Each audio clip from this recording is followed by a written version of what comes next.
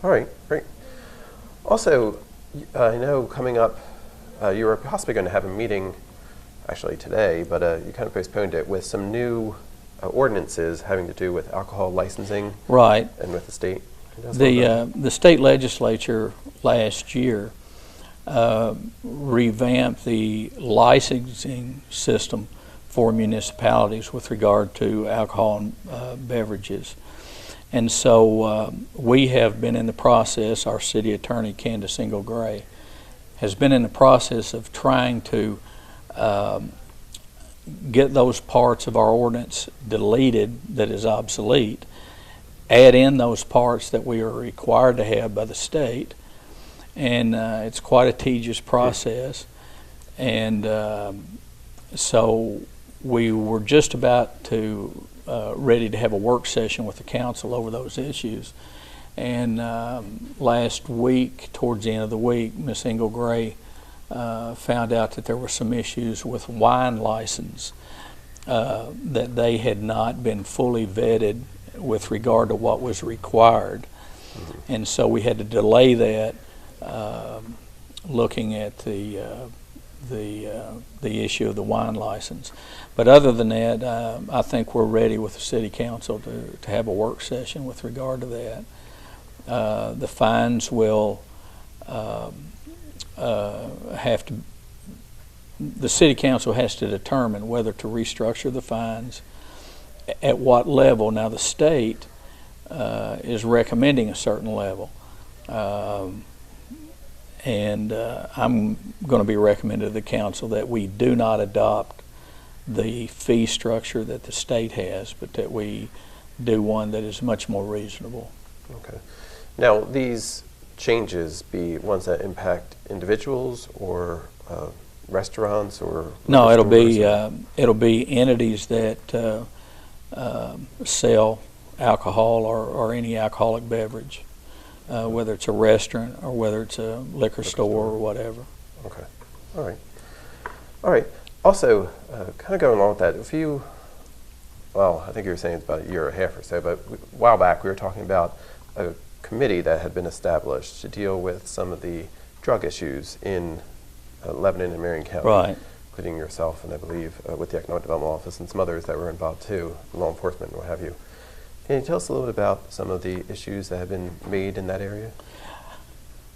A year and a half ago, it was brought to not only my attention but several other leaders in the community to their attention that we may not be doing enough with regard to illegal use of drugs and or alcohol. And in order to find out what we needed to be doing and what we weren't doing, we took, for the last year and a half, close to 2 years now. As I mentioned in an earlier interview, we spent one full day with the U.S. Attorney in Louisville. We've spent any number of days in meetings with the Commonwealth Attorney, the Assistant Commonwealth Attorney, and others that are in the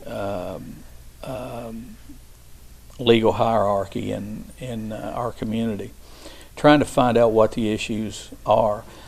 Some people have complained about light sentencing. Some people have complained about that we aren't doing anything.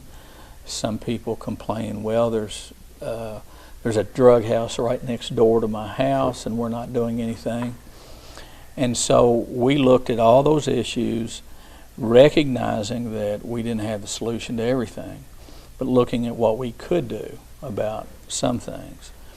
And as a result, and it happens to coincide with the fact that over the last 2 years we've almost had a 50% change in our police department with regard to a lot of our retirements and then hiring a lot of younger officers. And all of those officers have had to go through the training academy in Richmond, where the state police provide that training. And we felt like that we needed to be more aggressive with regard to those issues where we could be. Now, there's some areas that we can't. For instance, the city has no control over what goes on at the school. At the same time, we have partnered, I don't want to say partnered, but we've communicated very strongly between the school system and the city and the county and economic development the needs that we have with regard to those issues. As a result of a lot of those things, in the near future, you're going to see a new billboard go up with, there'll be a picture of our sheriff on one side, police chief on the other, and it'll have a statement in the middle of it that, and this is for our teens, our youth, saying something to the effect that if your parents don't catch you, we will. And later this year, out on the bypass, there will be another billboard to go up with regard to the illegal use of drugs and the abuse of drugs in our community. And it'll have something to the effect that if you use illegal substances or sell illegal substances in our community, you're not welcome. Those are pretty stiff messages that we want to send, but we think they're appropriate because we do not want those things in our community. We have a meeting scheduled with our Commonwealth Attorney again. The date hadn't been finalized, but we're our law enforcement in the city and the county, the Commonwealth's Attorney, and hopefully some representatives from the U.S. Attorney's Office in Louisville will meet with us again. And we hope to continue with this effort. And I realize that it's a very difficult issue to talk about because we all have, I don't want to say we all have, but many of us have family members who unfortunately are addicted to or use these substances. And it's very sad, but we're doing what we can right now, and we intend to do more. Okay.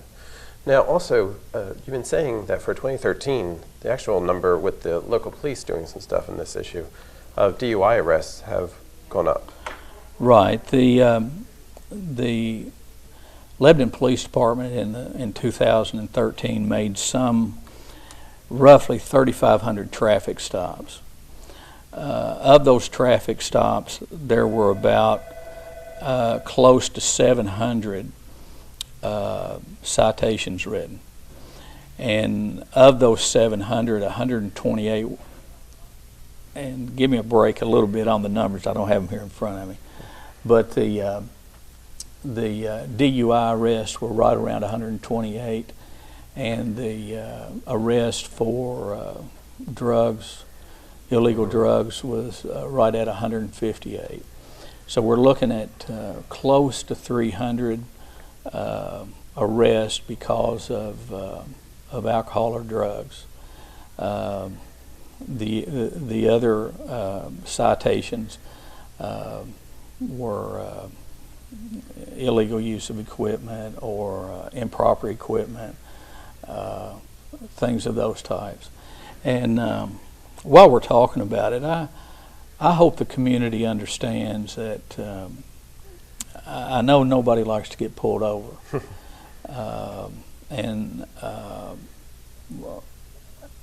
I hope that our community understands what we're trying to do. We do not want anybody not to come to our community and not enjoy what we have here. But we have a significant problem with drugs. I'm not going to say the same about alcohol abuse because I don't know. But when we are more aggressive with our traffic stops, we are going to find more things. And if you look at the 3-year trend, the number of stops has trended upwards, and the number of citations for those things that we think are not good in our community has also risen. Now, with that, I also want to say that if any individual in our community is stopped and feels like that they have not been treated in a manner that's respectful, that's kind, that any improper language that's used in that stop, I would hope that you would either call the Chief of Police, Wally Brady, call the City Administrator, call myself, or even, and I know she won't like this, but you may call the City Attorney, Miss Ingle Gray. We don't want anybody to feel like they're being picked on. At the same time, I know when somebody gets pulled over, it's not the happiest thing in the world for them. Right. I have told the police officers, for instance, in the city of Lebanon, within the confines of the downtown area, that if somebody is barely speeding and they haven't had a prior citation, to give them a warning. The officers have that at their discretion. You know, we want to be a friendly community and a friendly police force. And so if there are things that we need to do better with regard to our manners and how we go about things, I want to hear about them. Mm-hmm. With that said, we have a lot of young officers. They come out of the academy and they're trained very well, and they're just trying to do their job. And and I support our police department 100%. Doesn't mean we don't make mistakes, and if we do, I want to hear about it. Right. So let them know. Get some PR on there, what's going on with it, right?